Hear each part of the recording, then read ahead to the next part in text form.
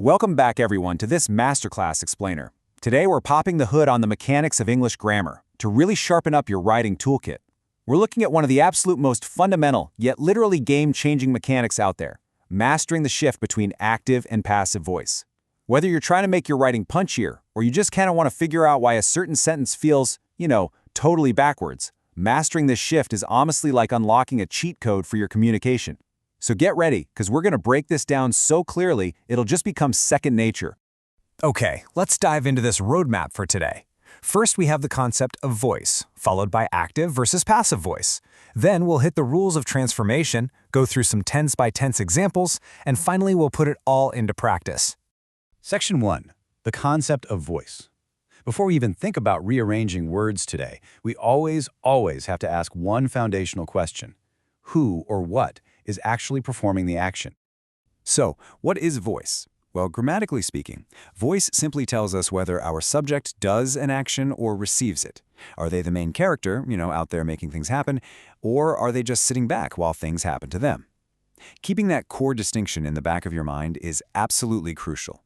It's exactly what stops us from getting lost in the weeds when sentences start getting long and complex. Section 2. Active versus passive voice. Let's move to and see how this builds into the two main types of voice we use every day. Now with active voice, the focus is entirely on the doer of the action. The structure here is wonderfully simple, right? Subject plus verb plus object. It's direct, it's energetic. But, and here's where the magic happens, when we shift over to the passive voice, that entire formula physically flips. The object gets promoted right to the front. Then that's followed by a be verb, a past participle or V3, the word by, and then finally, the original subject at the end. The focus completely changes because we suddenly care way more about the receiver than the doer. Let's look at this in action. In our active sentence, the teacher teaches English, the teacher is clearly the doer. But if we promote the object to the front, we get English is taught by the teacher. And this brilliantly illustrates exactly how the pieces swap places. The object literally becomes the new subject. The actual meaning, completely identical. But the emphasis, a totally different vibe. Section 3, the rules of transformation. All right, it is time to break these mechanics down into a simple, completely foolproof formula that works every single time. I really want you to think of these sentence components as physical puzzle pieces that you can pick up and move around the board. Here's the 4-step process to doing that. Step 1, identify the subject, the verb, and the object in your active sentence because, well, you obviously can't rearrange the pieces if you don't know what they are. Step 2, physically pick up that object and move it all the way to the beginning of your new sentence. Step 3, change your main verb into its past participle form. That's V3 in grammar speak. So teach becomes taught, write becomes written, you get the idea. And step 4, this is the glue holding the whole shebang together. You have to add the appropriate form of the be verb right before your past participle. Plus, you generally add the little word by right before you drop your original subject at the absolute end of the sentence.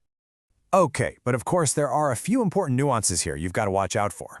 First, that be verb you added in step 4, it absolutely has to match the tense of your original active sentence.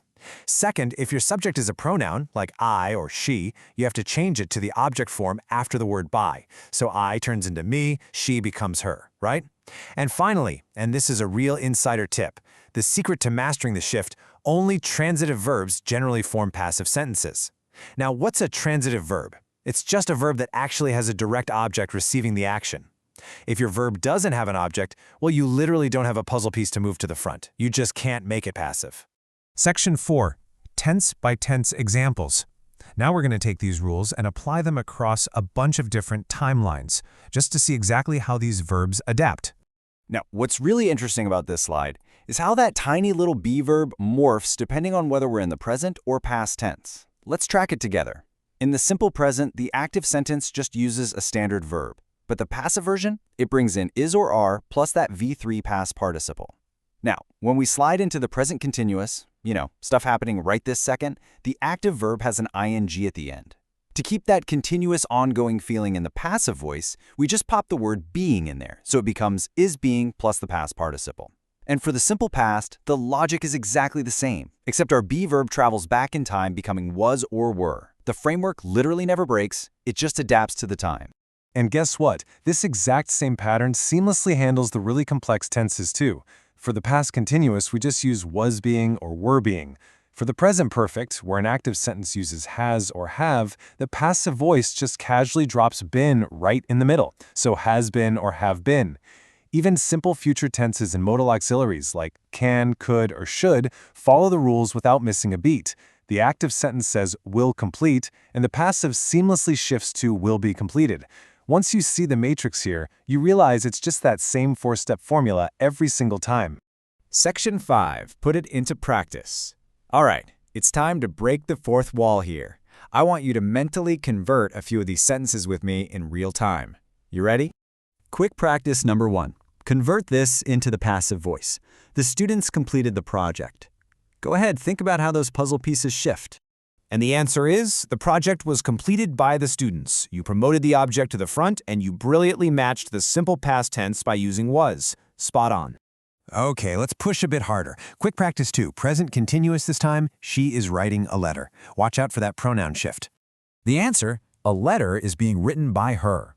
To keep that continuous tense alive, you had to add being. And of course, you executed that absolutely crucial pronoun shift, turning she into her right at the end. Great job. All right, final challenge. Let's jump into the future for quick practice 3. We will conduct the examination. And we get, the examination will be conducted by us. So, the crucial point is that will be conducted perfectly executes that future passive rule, while we neatly shifts to us. Honestly, if you nailed that, you have officially mastered the shift. As we wrap up this explainer, I want you to remember this simple mantra. Understand the structure, identify the tense, and transform with confidence.